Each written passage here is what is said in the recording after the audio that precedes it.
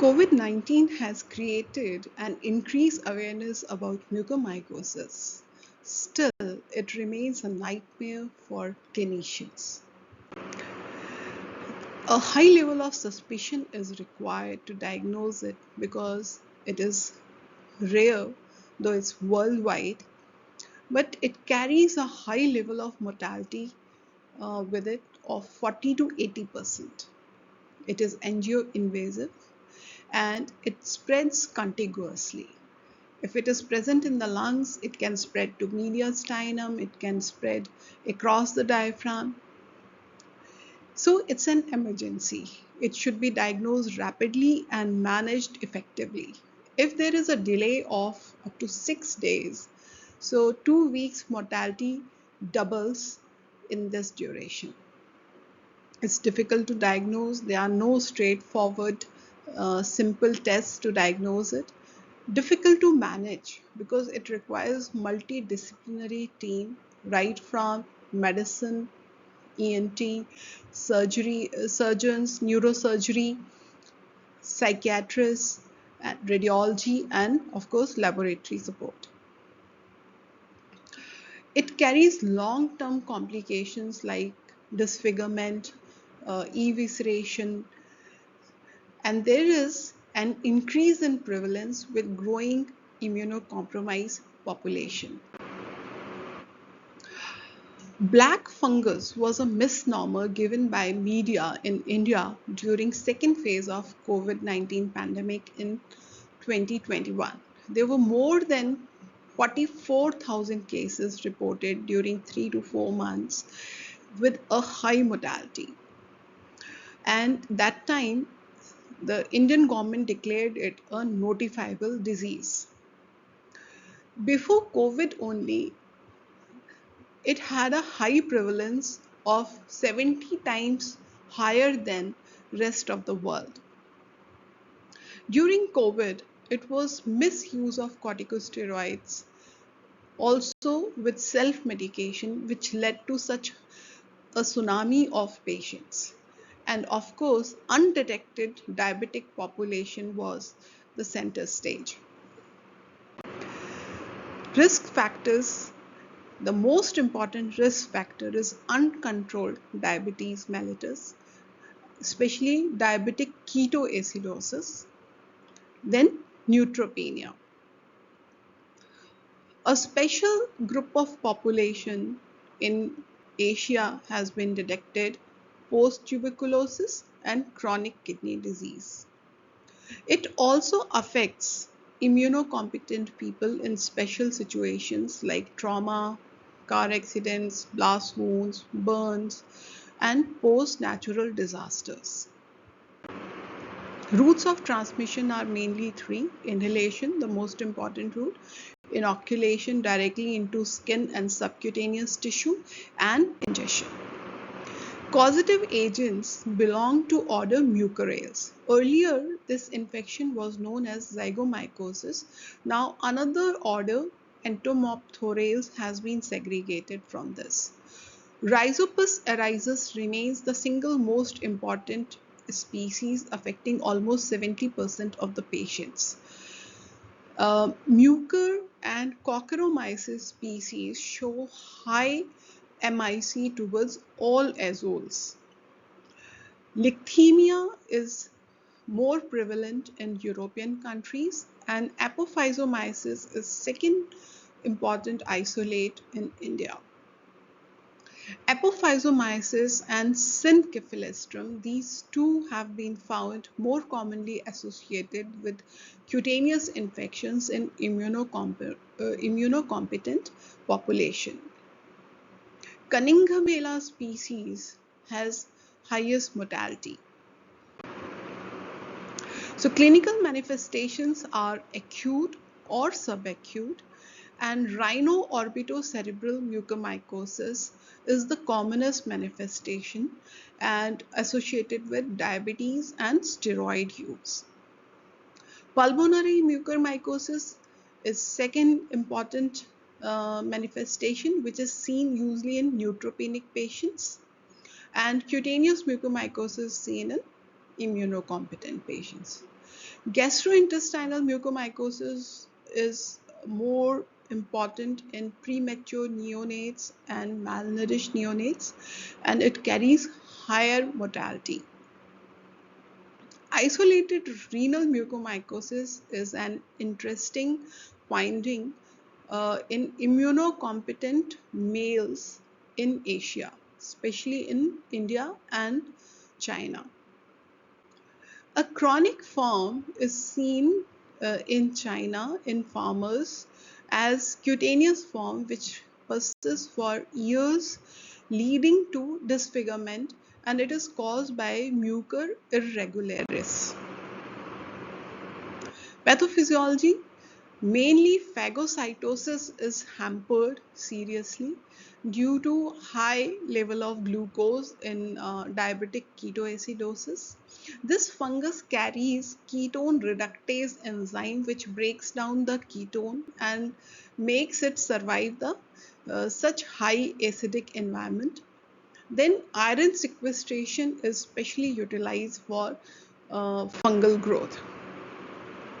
Signs and symptoms: tissue necrosis is the hallmark in all the clinical manifestations, and in rhino-orbitocerebral mucormycosis, initial finding is with a backdrop of diabetic ketoacidosis or uncontrolled diabetes, there is unilateral facial swelling with pain or numbness with a history of sinusitis.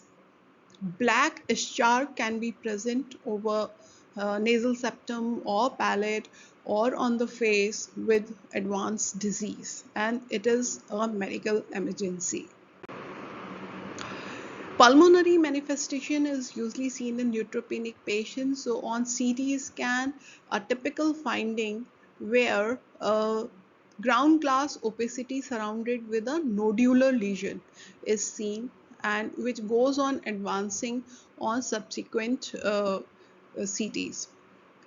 So breakthrough infection is seen where patients are given voriconazole or echinocandins to prevent invasive aspergillosis in neutropenic patients, because these two drugs are not effective on Mucorales. Then cutaneous infection can manifest as necrotizing fasciitis, and eschar is a typical sign, but it is also seen in aspergillosis. In rural India, incidentally, it was found that post intramuscular injection on gluteal region or diffuse necrotic cutaneous and subcutaneous involvement occurred in several cases because injection was given under unhygienic conditions through the clothing. Diagnosis: radiological diagnosis with CT scan and MRI both remains important. Definite sign like reverse halo sign, multiple nodules, and vascular occlusion because of angioinvasion leading to ischemia and necrosis will be uh, diagnostic. Laboratory support can be with microscopy, histopathology, or culture and PCR. Direct microscopy remains very rapid and simple test which can be widely available across the globe, and KH mount with chalcofluor white will show ribbon-like broad hyphae with a diameter of 6 to 25 micron, and which are pauci septate and hyaline are diagnostic. The septation and branching is difficult to appreciate on direct microscopy, but it has pauci septate and perpendicular or 90-degree branching can be seen. It is histopathology is all the more helpful because it will show angioinvasion, and neutrophilic infiltration, at times plantar Hippel phenomena, but it takes time. Immunohistochemistry is other diagnostic definitive test. Fungal culture is strongly recommended with speciation and antifungal susceptibility tests to create epidemiological awareness. But it carries a poor sensitivity of only 50% because it's a broad hyphae. So intact cell is important for culture. So it should not be homogenized, and tissue should be cut, and then it should be embedded in the media, and it grows rapidly within 3 to 7 days. Autolysis is seen in cultures, and it's very important to differentiate growth from any contamination or colonization. So their correlation with microscopy and histopathology helps. Speciation with the help of sequencing is more reliable and now being promoted widely. Direct PCR from blood or serum is rapid and definitive diagnostically, but it's not so widely available and is promising for future diagnosis. Beta-D-glucan helps in ruling out other invasive fungal infections. There are no serological or biomarkers or rapid tests available other than microscopy right now. Simple KOH mount can provide information within 30 minutes to the surgeons, and ideally patients should be taken in the OT within 3 hours of the admission. Treatment as soon as possible, and there should be a three-pronged approach. One, reversal of immunosuppression or management of diabetic ketoacidosis, IV antifungal administration, and extensive surgical debridement with clean margins. Because it is an angioinvasive fungus, a clean margin during surgery is very important with oozing blood. Otherwise, the infection will persist and spread. Antifungal treatment is with monotherapy. There are only two classes of drugs, bolines and newer azoles, effective against it.